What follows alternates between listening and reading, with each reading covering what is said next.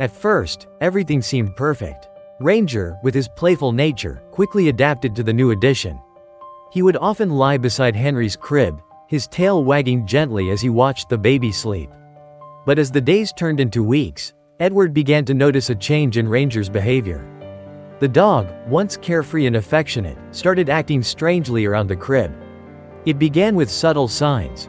Ranger would sniff the air intensely, his ears perked up, and his body tense. Then, one evening, as Eleanor rocked Henry to sleep, Ranger positioned himself at the foot of the crib, growling low and deep. Edward's heart raced. This was not the behavior of the loving dog they knew. Alarmed, he approached Ranger, calling him gently, but the dog wouldn't budge, his eyes fixed on something unseen.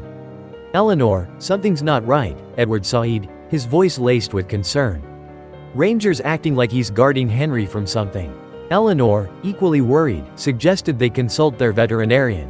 After a thorough examination, the vet assured them that Ranger was in perfect health.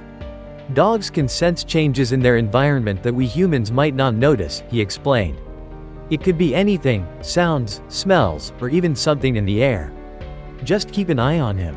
That night, as they lay in bed, Edward couldn't shake off the unease. He kept replaying Ranger's behavior in his mind. The next day, he decided to investigate further. He noticed that Ranger was fixated on a particular corner of the nursery, growling softly whenever he was near. Curiosity piqued, Edward approached the corner and felt a faint draft. "Eleanor, come here," he called. Together, they examined the area, and it became clear that something was off. The air felt damp, and a strange mustiness lingered. Edward's instincts kicked in. "We need to call someone to check this out," he said, his voice firm. They brought in a home inspector, who arrived with tools and a keen eye. As he examined the room, Ranger remained on high alert, watching the inspector closely. After a thorough inspection, the inspector's expression turned serious. "You have a significant humidity issue here," he said. "There are signs of water damage, likely from a leak in the walls. This could lead to mold, which is dangerous, especially for a newborn." Edward and Eleanor exchanged worried glances. "What do we do?" Eleanor asked, her voice trembling slightly. "We'll need to repair the leaks and treat the area for mold," the inspector replied. "It's crucial to get this resolved before it becomes a bigger problem."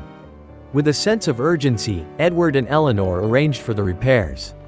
Over the next few days, workers came and went, fixing leaks and treating the walls. Ranger remained vigilant throughout the process, always positioned near Henry's crib, his protective instincts unwavering. Finally, after a week of repairs and a thorough cleaning, the nursery was deemed safe. Edward and Eleanor stood in the freshly painted room, relief washing over them. "We can finally move Henry back into his crib," Eleanor said, her voice filled with gratitude. As they gently placed Henry back in his crib, Edward watched Ranger closely. The dog sniffed the air, his posture relaxed. Slowly, he approached the crib, his demeanor shifting from alert to calm. Ranger lay down beside Henry, resting his head on the edge of the crib, his eyes soft and watchful. Edward felt a wave of emotion wash over him. "You did it, buddy," he whispered to Ranger, tears brimming in his eyes. "You kept our family safe." From that day on, Ranger resumed his role as Henry's guardian, but now with a sense of peace.